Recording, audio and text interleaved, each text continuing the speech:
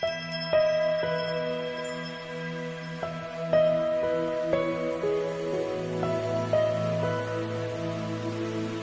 நாளிலே கூட கர்த்தர் நமக்கு தருகிற ஒரு வார்த்தை, உனக்கு அதை தருவேன்.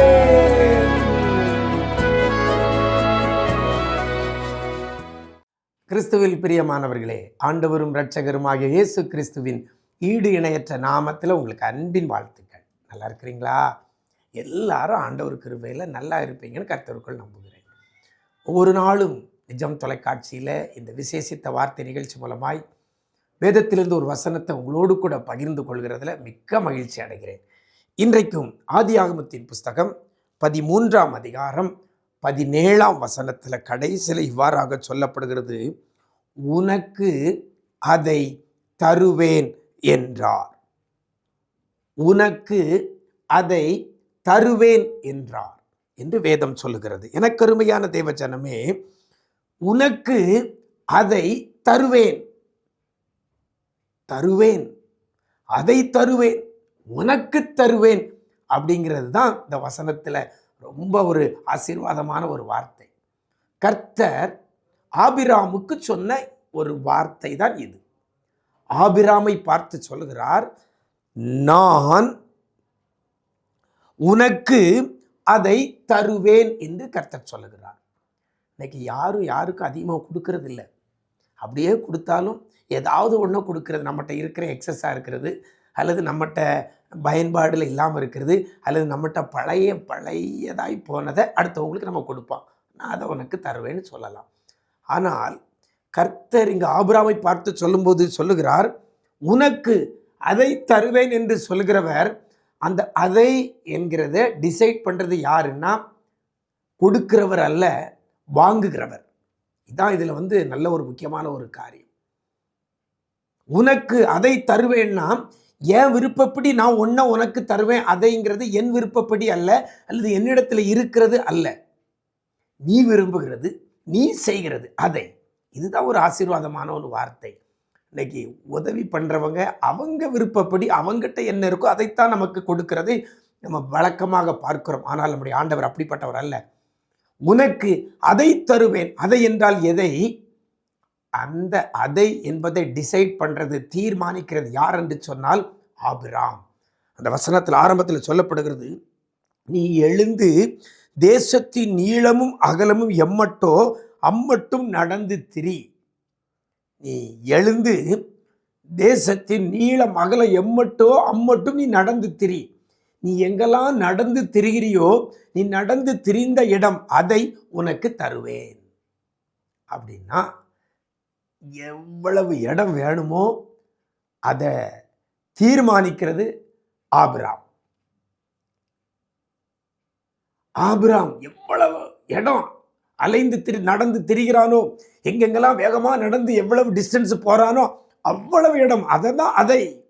எனக்கு அருமையான தேவஜனமே, இன்றைக்கும் கர்த்தர் உங்களை பார்த்து இந்த வார்த்தை உங்களுக்கு நேராக கடந்து வருகிறது. அதை உனக்கு தருவேன் என்று கர்த்தர் சொல்கிறார். இந்த விசேஷித்த வார்த்தை நிகழ்ச்சியை மூலமாக இந்த வசனத்தை கேட்கிற தேவ பிள்ளையே, கண்ணீரோடு கவலையோடு விரக்தியான நிலைமையில, எல்லாவற்றையும் இழந்த நிலைமையில இருக்கிறீங்களா? இன்னைக்கு கர்த்தருடைய வார்த்தை உங்களுக்கு நேராக வருகிறது. அதை உனக்கு தருவேன் அப்படின்னா, நீங்க என்ன முயற்சி பண்றீங்களோ, நீங்க என்ன பிரயாசப்படுறீங்களோ அதை உங்களுக்கு கர்த்தர் தரப்போகிறார். நம்ம பிரயாசப்படாம, நல்லா கவனிங்க, நம்ம முயற்சி பண்ணாம எதையும் நம்ம பெற்றுக்கொள்ள முடியாது. கர்த்தர் அதிசயங்களை செய்கிறவர், நம்முடைய தேவைகளை சந்திக்கிறவர் உண்மைதான். ஆனால் நம்மளுடைய முயற்சி அதில் இருக்க வேண்டும். அதனால தான் ஆபிரகாம் பார்த்து சொன்ன, ஆபிரகாம் சும்மா சொல்லியிருக்கலாமே, எல்லாத்தையும் உனக்கு தருவான்ப்பா, இவ்வளோ தூரம் தருவேன் அப்படின்னு சொல்லியிருக்கலாம். இல்லையே, உன் பங்கு அதில் இருக்கணும், உன் செயல்பாடு அதில் இருக்கணும், உன்னுடைய முயற்சி அதில் இருக்கணும். அதனால தான் நீ எழுந்து நடந்து திரி. நீளம் எவ்வளவோ அகலம் எவ்வளவோ அம்மட்டும் நடந்து திரி. நீ எங்கெல்லாம் நடந்து திரிந்தியோ அதை உனக்கு தருவேன் என்று கர்த்தர் சொல்லுகிறார். அப்படின்னா கூனி குறுகி போயிருக்கிற தேவ பிள்ளையே, வீட்டுக்குள்ளே முடங்கி இருக்கிற தேவ பிள்ளையே, இன்னைக்கு எழுந்து நடக்க போறீங்க, முயற்சி பண்ண போறீங்க. எதை உங்களுக்கு கர்த்தர் தரணுமோ அந்த இடத்துக்கு நீங்க நடந்து செல்ல போறீங்க. எது உங்களுக்கு கர்த்தர் தரணுமோ அதை சுதந்திரித்துக் கொள்ள நீங்க ஒரு பிரயாசப்படணும். ஒரு செயல் நீங்க செய்யணும். ஒரு தொழில் காரியமா அதுல ஒரு முயற்சியை போடுங்க. அதனுடைய லாபத்தை கர்த்தர் உங்களுக்கு தருவார். ஒரு இடம் காரியமா நடந்து திரியுங்க, கர்த்தர் அதை உங்களுக்கு தருவார். அன்னைக்கு ஆபிரகாமுக்கு வாக்கு கொடுத்த ஆண்டவர் இன்னைக்கு நிஜம் தொலைக்காட்சி நேயர்களுக்கும் கர்த்தர் கொடுக்கிறார். எதை இழந்திருக்கிறீங்களோ உங்களுடைய பிரயாசத்தை கொஞ்சம் காட்டுங்க. அதுல உங்களுடைய செயல்பாடு ஒன்றை காட்டுங்க, உங்களுடைய கிரியைகளை ஒன்றை காட்டுங்கள். அதை கர்த்தர் உங்களுக்கு தருவார். அது எதுவானாலும் சரி, அதை உங்களுக்கு தருவேன் என்று சொன்ன கர்த்தர் உங்களுக்கு நிச்சயமாய் தருவார். முடங்கி கிடக்காதங்க. ஆபிரகாமுக்கு சொன்னது, எழுந்து நடந்து திரி. முடங்கி கிடக்கிற கூனி குறுகி இருக்கிற தேவ பிள்ளையே, இன்றைக்கு நீங்கள் எழுந்து நடங்கள். அந்த காரியத்திற்காக ஏதாவது ஒரு முயற்சியை செய்யுங்கள். கர்த்தர் அதை உங்களுக்கு தருவார். அப்படிப்பட்ட கிருபையை கர்த்தர் தருவாராக. நாம் ஜெபிக்கலாமா? நேசிக்கிற நல்ல பிதாவே, ஆசீர்வதிக்கப்பட்ட இந்த நல்ல நாளிலே கூட அதை உனக்கு தருவேன் என்று ஆபிரகாமுக்கு வாக்கு கொடுத்த ஆண்டவர், இன்றைக்கும் இந்த நிஜம் தொலைக்காட்சி நேயர்களாக இருந்து இந்த வார்த்தையை கேட்கிற பிள்ளைகளுக்கு என் ஆண்டவர் பிள்ளைகள் விரும்புகிறதை, பிள்ளைகள் எதிர்பார்த்திருக்கிறதை, பிள்ளைகள் ஒரு சின்ன முயற்சி செய்து சின்ன பிரயாசப்பட்டு அதை என் தேவன் பிள்ளைகளுக்கு கொடுக்க போறதற்காக நன்றி செலுத்துகிறோம்.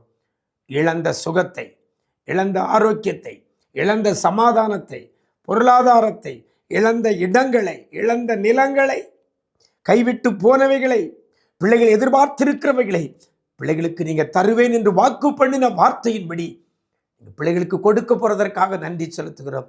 யார் யார் கர்த்தர் பேர்ல நம்பிக்கையோடு கூட பிரயாசப்படுறாங்களோ, முயற்சி செய்யறாங்களோ, அத்தனை காரியத்தை பிள்ளைகளுக்கு என் தேவனாகிய கர்த்தர் நீர் வாய்க்க பண்ணுவீராக. நன்மை கிருபை தொடரட்டும். ரத்த கோட்டைகளை மறைத்துக் கொள்ளுங்க. மீட்பர் இயேசுவின் மூலம் ஜெபிக்கிறோம் நல்ல பிதாவே. ஆமென், ஆமென். பிரியமானவர்களே, முடங்கி கிடக்காதங்க, சோர்ந்து போய் கூனி குறுகி கிடக்காதங்க. எழுந்து நடங்கள். நீங்கள் எதிர்பார்க்கிறதை, விரும்புகிறதை, நீங்கள் நடந்து திரிந்தவைகளை கர்த்தர் உங்களுக்கு தருவார். அப்படிப்பட்ட கிருபையை கர்த்தர் உங்களுக்கு தருவாராக. God bless you.